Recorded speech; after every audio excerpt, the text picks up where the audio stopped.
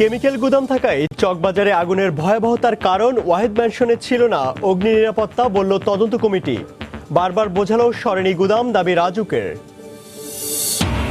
উদ্ধার ৬৭ লাশের ৪৫টি শনাক্ত, স্বজনের কাছে হস্তান্তর। গ্যাস পানি বিদ্যুৎবিহীন চকবাজার এখন মৃত্যুপুরী, এলাকা ছেড়েছেন বেশিরভাগ বাসিন্দাই। এবং প্রকাশ্যে বাজারজাত হচ্ছে অনুমোদনবিহীন আগাছানাশক, প্রতারিত কৃষক। নজরদারি ঘাটতির কথা স্বীকার কৃষি সম্প্রসারণ অধিদপ্তরের, ব্যবস্থা নেওয়ার আশ্বাস মন্ত্রীর।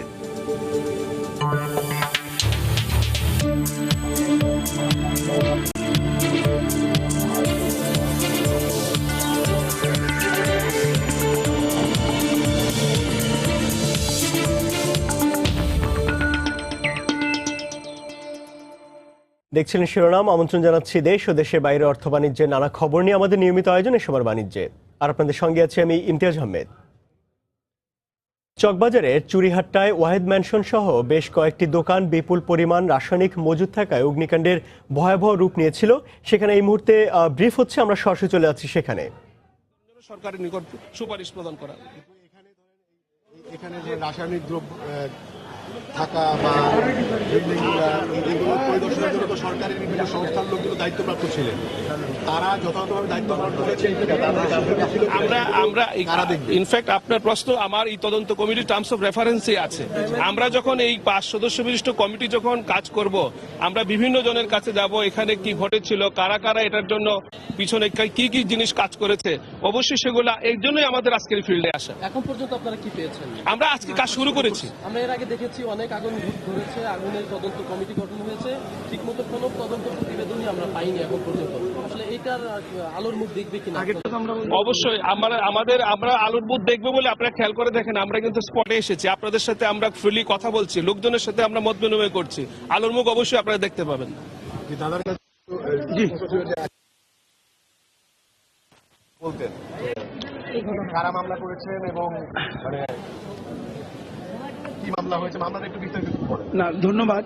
এই যে একটি মর্মান্তিক অগ্নিকাণ্ডের ঘটনা ঘটেছে, যেহেতু মর্মান্তিক অনেক লোক মারা গিয়েছে আপনারা সকলেই জানেন, তো এইটা আমরা প্রথম পুলিশ বাদী হয়ে আমরা একটি মামলা করেছি যে এইখানে এতগুলো লোকের মর্মান্তিকভাবে প্রাণহানি ঘটেছে, অগ্নিকাণ্ডের ঘটনা ঘটেছে, ক্ষয়ক্ষতি ঘটেছে। এই বিষয়গুলোকে উল্লেখ করেই আমরা মামলা করেছি।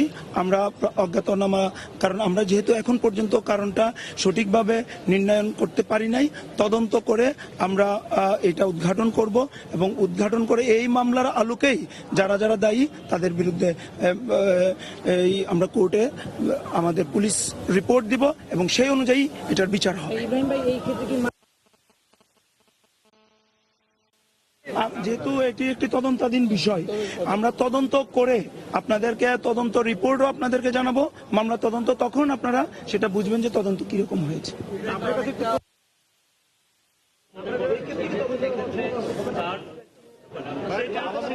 আমি বলি সেটা আগে থেকে তো আমি বলবো না, বলতে পারবো না। আমরা তদন্ত করে একদম যেটা আমরা ফাইন্ডিংস পাবো সেটা আমরা কোর্টে সাবমিট করব, আপনাদেরকে অবহিত করবো। আরেকটা বিষয় যেটা উঠেছে সেটা হচ্ছে যে ফায়ার সার্ভিসের পক্ষ থেকে উনি সারা রাত্র ছিলেন এখানে, উনি নিজে অপারেশনকে লিড করেছেন। এখন আলামতের কথা যে ওনার কাছে সেই ছবিও আছে এবং বাকিটা উনি বলতে পারবেন। সেটা হচ্ছে যে মানে আপনার তদন্ত কমিটিগুলো আসার আগে আমরা দেখতে পাচ্ছি যে এখানে যে মানে মূল ঘটনার যত বর্ণনা পাচ্ছি তাতে বোঝা যাচ্ছে যে রাস্তার ওপরেই ঘটনাগুলো ঘটেছে। তো সেইখানে রাস্তার ওপরে যে এই জিনিসগুলো সরিয়ে ফেলা হয়, সেইটা আসলে আপনাদের মানে তদন্তে মানে ব্যাঘাত ঘটাবে কিনা বা সেটা আসলে আপনাদের কথা বলে হয়েছে কিনা? আচ্ছা, আমরা যখন থেকে এখানে এসেছি তখনই অনেক কিছুই আমরা এখানে দেখেছি। সেই জিনিসগুলো আপনাদের কাছেও সেগুলো ডকুমেন্ট আছে, আমাদের জানা আছে যে এখানে একটা পিকআপ ভ্যান ছিল, এখানে একটা গাড়ি ছিল, ওখানে একটা রিক্সা ভ্যান ছিল, অনেকগুলো জিনিস ছিল, মোটরসাইকেল ছিল। এগুলো আসলে তদন্তের ক্ষেত্রে খুব একটা এফেক্ট করবে বলে আমি মনে করি না, কারণ আমরা এই পরিস্থিতিগুলো জানি, শুরু থেকেই জানি। আমাদের মেইন যে জিনিসটা হলো উৎসটা বের করতে হবে এবং এই আগুনের ছড়িয়ে যাওয়ার কারণটা কি, এটার জন্য কে দায়ী তাদেরকে বের করতে পারলেই আমাদের যথেষ্ট, আমার মনে করি। Thank you. দর্শক, রাজধানী চকবাজার অগ্নিকাণ্ডের ঘটনায় দুর্ঘটনাস্থল পরিদর্শন করছেন স্বরাষ্ট্র মন্ত্রণালয় গঠিত তদন্ত কমিটি। আর এরপরে তারা ব্রিফ করছিলেন, আমরা সরাসরি ছিলাম সেখানে। এর আগে দুর্ঘটনাস্থল পরিদর্শন করেন ঢাকা দক্ষিণ সিটি কর্পোরেশনে গঠিত তদন্ত কমিটির সদস্যরা। জানান, চকবাজারের চুরিহাট্টায় ওয়াহেদ ম্যানশন সহ বেশ কয়েকটি দোকান বিপুল পরিমাণ রাসায়নিক মজুদ থাকায় অগ্নিকাণ্ড ভয়াবহ রূপ নিয়েছিল। সকাল 9:30টার দিকে দুর্ঘটনাস্থল পরিদর্শন করেন তারা। পরে এক ব্রিফিংয়ে তারা সাংবাদিকদের জানান, ভবনটি অগ্নি নির্বাপন ব্যবস্থা ছিল না এবং এর আয়তন অনুযায়ী বের হওয়ার পথও ছিল সীমিত। বাংলাদেশ প্রকৌশল বিশ্ববিদ্যালয়, ফায়ার সার্ভিস, রাজুক এবং ঢাকা দক্ষিণ সিটি কর্পোরেশনের প্রতিনিধিদের নিয়ে এই তদন্ত কমিটি গঠন করা হয়। বারবার বোঝানোর পরও পুরান ঢাকা থেকে রাসায়নিক গুদামগুলো সরানো হয়নি বলে জানান রাজুক কর্মকর্তা।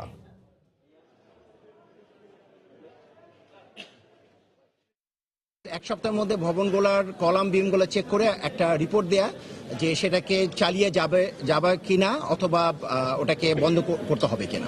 এই ধরনের একটা ভবনে কিন্তু আসলে একটা সিঁড়ি পর্যাপ্ত না। আমরা কিন্তু খুঁজে দেখলাম যে পিছে একটা সিঁড়ি আছে, আর 2 তলাটা পুরোটাই একদম গোডাউনে ভর্তি, এবং তার ফলে যেটা দেখা গেছে যে ইভ্যাকুয়েশন, অর্থাৎ একটা আগুন লাগলে যে ইভ্যাকুয়েশন করার যে সিস্টেমটা, ফায়ারের যেই ইকুইপমেন্ট গুলো সেটাও কিন্তু পর্যাপ্ত নাই বললেই চলে। উপরে আমি দোতলায় দেখলাম যে ইনসুলেশন টেপ গুলো আছে, যে এগুলো একটা কেমিক্যালি অবশ্যই এগুলো আপনার ট্রিগার করেছে আগুনকে। প্রত্যেকটা জিনিসই আগুনকে ট্রিগার করেছে। যে বোতলগুলোর ভিতরে হয়তো মনে করেন যে আগুনকে সহায়তা করে না জ্বালানোর জন্য, বাট এগুলো অতি তাপে আরো চাপ তৈরি করে এগুলোকে বাস্ট করেছে। তো এগুলো কেমিক্যালের কারণেই হয়েছে। খালি হাউস হোল্ড জিনিস দিয়ে কখনোই এইভাবে আগুন এতক্ষণ টিকে থাকার সুযোগ নেই। রোববারে অফিস খোলার পরে আমরা আমাদের নিজস্ব যে তথ্য আছে সেটাও সার্চ দেবো, এবং এখানে যারা মালিক পক্ষ আছে তাদের সাথে আমরা কথা বলবো। কথা বলে সূত্র পেলে তখন আমরা তার অনুমোদন নিয়ে করেছিল। চকবাজারে আগুনের ঘটনায় বাকিদের লাশ শনাক্তে ঢাকা মেডিকেলের মর্গে বিশেষ বুথে ডিএনএ পরীক্ষার জন্য স্বজনদের নমুনা সংগ্রহ করা হবে। এই মুহূর্তে সেখানে আছেন রিপোর্টার রাশেদ লিমন। বিস্তারিত জানতে সরাসরি চলে আছি তার কাছে। লিমন,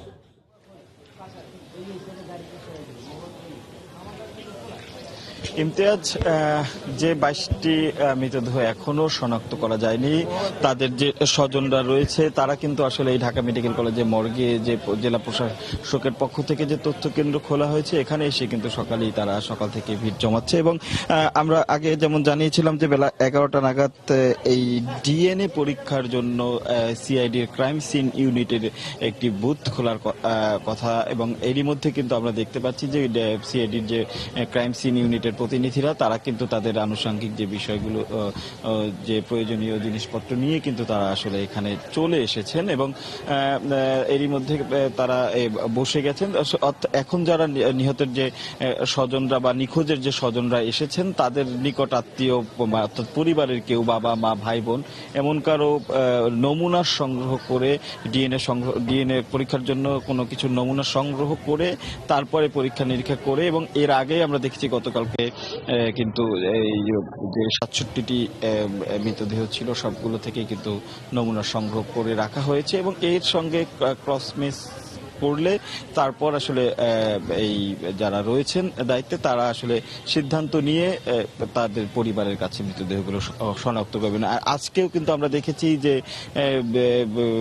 বেশ কয়েকজন স্বজন তারা কিন্তু তাদের নিখোঁজদের ছবি নিয়ে, কেউ ভোটার আইডি কার্ড অর্থাৎ এনআইডি কার্ড নিয়ে আসলে এখানে এসেছেন স্বজনদের খোঁজে, এবং কেউ যারা আসলে ঢাকায় তাদের আত্মীয় স্বজন ছিল না বা প্রাথমিক অবস্থায় বুঝতে পারেনি, এমনও বেশ কয়েকটি পরিবার পেয়েছি আমরা যে তারা গতকালকে দুপুর পর্যন্ত আসলে তারা ধারণাই করতে পারেনি যে এইখানে তাদের স্বজন এখানে ছিল, এবং তাদের যে স্বজন এই দুর্ঘটনায় প্রাণ হারিয়েছে তারা আসলে এখানে এসে চেষ্টা করছেন যে যাতে মৃতদেহগুলো আবার শনাক্ত করা যায়, কিংবা যে প্রক্রিয়া চলছে অর্থাৎ ডিএনএ টেস্টের মাধ্যমে সেই প্রক্রিয়ার মাধ্যমে তাদের যে মৃতদেহগুলো চিহ্নিত করে। এবং কেউ আছে আজও বিভিন্ন হাসপাতালে, ঢাকা মেডিকেলে, মিটফোর্ডে হাসপাতালে ছুটছেন যদি আহতদের মধ্যেও তাদের স্বজনকে ফিরে পাওয়া যায়। তারপরে এখন এই ক্রাইম সিন ইউনিট বসছেন, তারা আসলে ডিএনএ পরীক্ষা করবেন, এবং তারা বলেছেন যত দ্রুত সম্ভব এই পরীক্ষা শেষ করে স্বজনদের কাছে তাদের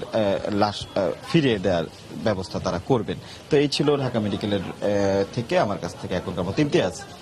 দর্শক, ঢাকা মেডিকেলের মর্গে পড়ে থাকা 22টি নমুনা সংগ্রহ করা হচ্ছে। শনাক্ত না হওয়া লাশের জন্য ডিএনএ নমুনা সংগ্রহ করা হচ্ছে। সে খবর জানাতে সেখান থেকে আমাদের সঙ্গে যোগ দিয়েছিলেন সহকর্মী রাশেদ লিমন। চলে যাচ্ছি পরের খবরে।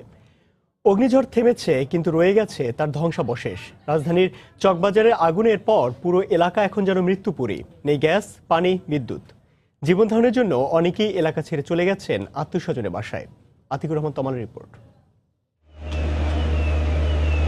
আগুন নিভে গেছে, কিন্তু রয়ে গেছে তার ধ্বংসাবশেষ। চকবাজারের যে জায়গাটি আগুনে ঝলসে গেছে, তার আশেপাশের অন্তত 4টি মহল্লা এখন যেন মৃত্যুপুরী। জীবন ধারণের জন্য প্রয়োজনীয় উপকরণ অভাবে ভুগছে হাজার বিশেক মানুষ।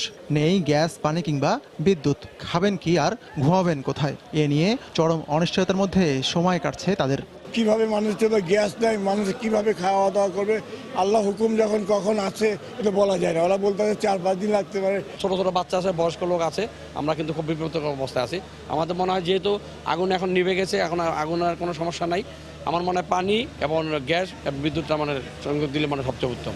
পানি বিদ্যুৎ না থাকায় পরিবার পরিজন সহ অনেকেই চলে গেছেন অন্য এলাকার আত্মীয় স্বজনের বাসায়। কবে নাগাদ বাসযোগ্য হবে এলাকা, তা নিয়ে রীতিমতো দুশ্চিন্তায় তারা। আমাদের বাসা আপনার যারা আছে সব চলে গেছে, আশেপাশে এদিকে যারা লোকজন ছিল সব চলে গেছে এখান থেকে। কালকে রাত্রে এখান থেকে সবাই চলে গেছে, যা আত্মীয় স্বজনের বাসা চলে গেছে। যা পানি ছিল সব তো নিয়ে গেছে ওরা, ওই মধ্যে গেল গিয়া। কিন্তু আমাদের এখানে এখন পানি খুব সমস্যা হতেছে, পানি উঠাইতে পারতেছি না।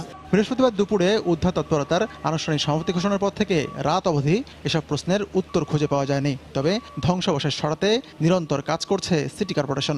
30 জনের মতো পরিচ্ছন্ন কর্মী এখানে কাজ করছে। যতক্ষণ পর্যন্ত আমাদের ক্লিয়ার না হয় ততক্ষণ পর্যন্ত আমরা এখানে কাজ করব। এখন সারা রাত লাগুক আর সারাদিন লাগুক। এলাকায় দ্রুত স্বাভাবিক অবস্থায় ফিরে আসুক, এমন আকুতির পাশাপাশি মানুষগুলোর চাওয়া সরিয়ে নেওয়া হোক সব কেমিক্যাল গোডাউন। কেমিক্যাল জাতীয় গোডাউন, ফ্যাক্টরি যা থাকবে ডেফিনেটলি ওগুলো এখান থেকে সরাই দেওয়া উচিত। নিমতলী থেকে চকবাজার, লাশের মিছিলে লাশ, এরপরও শিক্ষা পায়নি বাংলাদেশ। এলাকাবাসী বলছেন আর কতকাল দেখতে হবে এমন জীবনের অপচয়। আতিকুর রহমান তমাল, সময় সংবাদ, ঢাকা। দেখছেন এ সময় বাণিজ্য। ঝিনাইদহে মুকুলে মুকুলে ভরে গেছে আমের বাগান। প্রাকৃতিক দুর্যোগ না হলে ভালো ফলন আশা করছেন চাষিরা। কৃষি কর্মকর্তা বলছেন ভালো ফলনে বাগান মালিকদের পরামর্শ দেওয়া হচ্ছে। বাগান জুড়ে মৌ মৌ গন্ধ, মুকুলের ভারে নুয়ে পড়েছে গাছের ডালপালা। ল্যাংড়া, ফজলি, আম্রপালি ও হিমসাগর সহ নানা জাতের আমের গাছ রয়েছে ঝিনাইদহের বাগানে। পোকামাকড় ও রোগবালাই ঠেকাতে চলছে বাড়তি পরিচর্যা। আবহাওয়া অনুকূলে থাকলে ভালো ফলনের আশা করছেন বাগান মালিকরা। ফার্স্টে গুঁড়া রিঙ্কো সার দেওয়া হয়েছে, রিঙ্কো সার দেওয়ার পরে আবার সেচ দেওয়া হয়েছে, সেচ দেওয়ার পরে এইসব পরিচর্যা চলছে। এই বছর আম চাষের জন্য খুবই উপযোগী, কুয়াশাও নাই, বৃষ্টিও নাই। তবে আশা করা যাচ্ছে যে আমের ফলন আশাব্যঞ্জক হবে। মুকুলের যে ভাব দেখছি আর গাছের যে পরিমাণটা দেখছি, তাতে গত বছর থেকে টাকা দামটা ভালো পালে টাকা বেশি হবে। আমরা সরকারের কাছে একটা জিনিস আসছি, আমরা একটু রপ্তানি করার জন্য। যদি আমরা রপ্তানি হয়, তাহলে আমরা যেভাবে খাটনি করে যে উৎপাদন করছি, তাতে আমরা মনে হয় কৃষকরা লাভবান হব। মুকুল ধরে রাখতে আম চাষিদের পরামর্শ দেয়া হচ্ছে বলে জানান উপজেলা কৃষি কর্মকর্তা। বাগানের যেসব শুকনো ডালপালা আছে সেগুলোকে ফেলে দিয়ে সেখানে একটা ছত্রাকনাশক এবং একটা কীটনাশক যেন স্প্রে করে। এর ফলে এই গাছের পোকা এবং পরবর্তীতে ছত্রাকের যে আক্রমণ, সেটা একেবারে নির্মূল করা সম্ভব হবে। কৃষি বিভাগের দেয়া তথ্য মতে জেলায় এবছর 2550 হেক্টর বাগানে আমের আবাদ হয়েছে। সময় সংবাদ, ঝিনাইদহ। দেখছেন এ সময় বাণিজ্য। তৃতীয় Philip C Jessup international law moot 2019-এর কোয়ালিফাইং রাউন্ড উদ্বোধন করা হয়েছে। গতকাল রাজধানী একটি হোটেলে অ্যাটর্নি জেনারেল মাহবুবে আলম অনুষ্ঠানে প্রধান অতিথি হিসেবে উপস্থিত ছিলেন। এ সময় সিটি গ্রুপের মার্কেটিং ম্যানেজার ফারজানুল হক উপস্থিত ছিলেন। ইন্টারন্যাশনাল ল স্টুডেন্টস অ্যাসোসিয়েশন ইলসার এই প্রতিযোগিতার আয়োজন করে। বাংলাদেশ 2017 সালে প্রথমবারের মতো ফিলিপ সি জেসাফ মুট কোর্ট কম্পিটিশনে ন্যাশনাল রাউন্ড অনুষ্ঠিত হয়।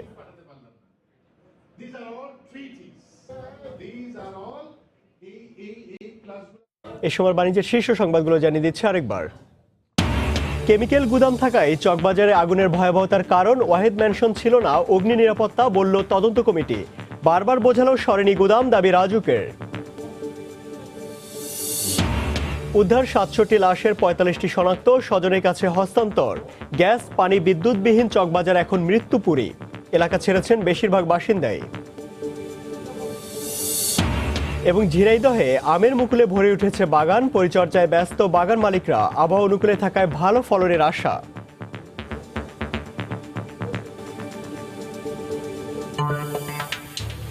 এই ছিল সময় বাণিজ্যে। যে কোনো খবর পেতে ভিজিট করুন সময়নিউজ.tv। সঙ্গে থাকুন সময়ে।